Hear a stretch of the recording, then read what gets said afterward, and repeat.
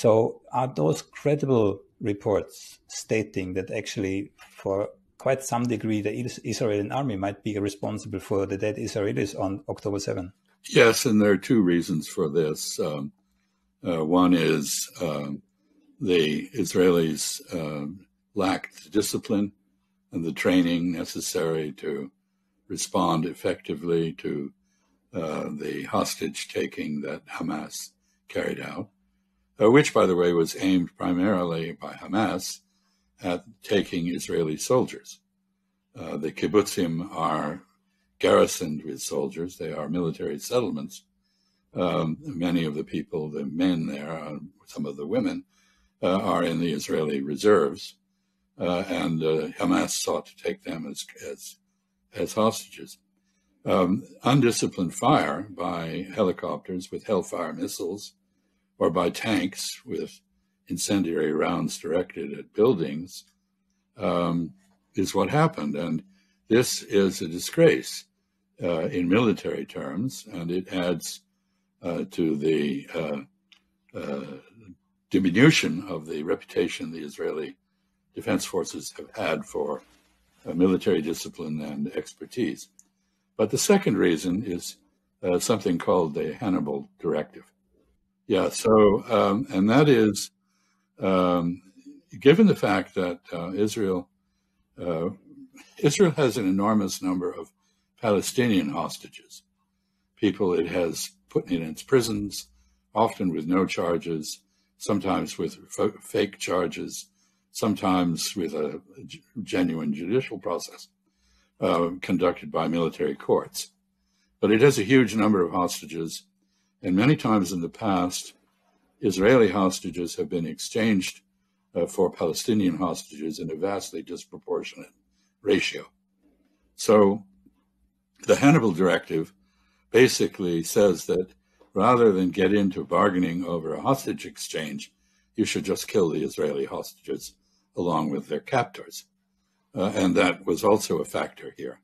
But there's no question the participants in this outlandish music festival, just think for a moment, they're having a music festival on the border of a concentration camp. And the people in the concentration camp can hear and see what's going on. This is outlandish, to say the least. But to the people who were killed there were largely killed, it appears, by Hellfire missiles and by other undisciplined fire by Israeli forces who reacted in a chaotic manner to what had happened. And this brings me to a fundamental point. The Hamas had two objectives.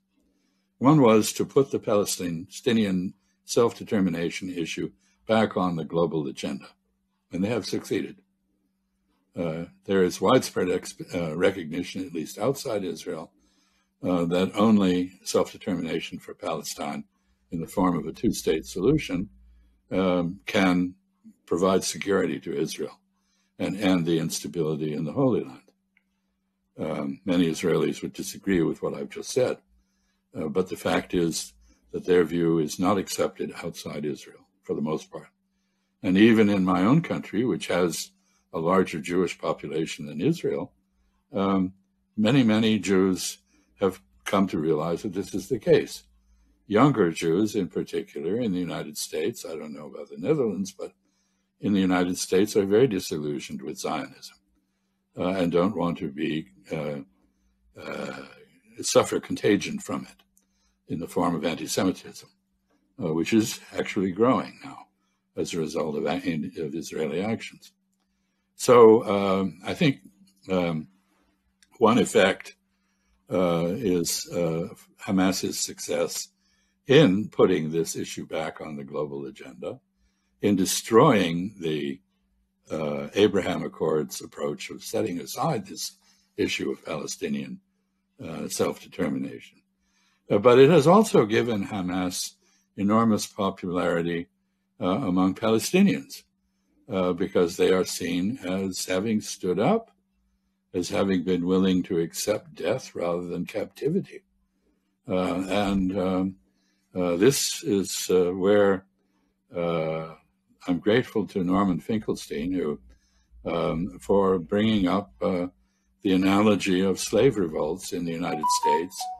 The 1831 revolt by Nat Turner, a well-educated, very intelligent, enslaved African, who led a slave revolt in Southern Virginia, and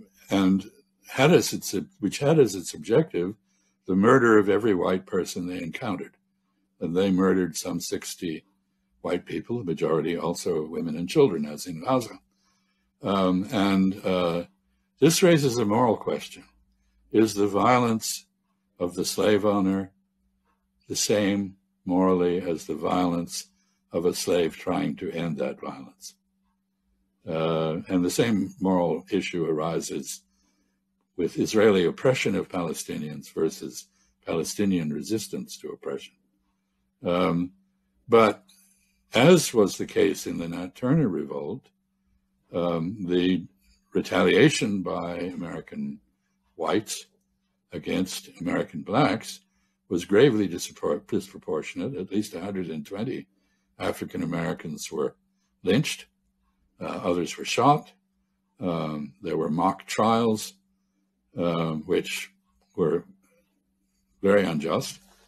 And this is not remembered fondly by anybody in my country at present. And I don't think what Israel is doing in Gaza will be remembered fondly by anyone in future.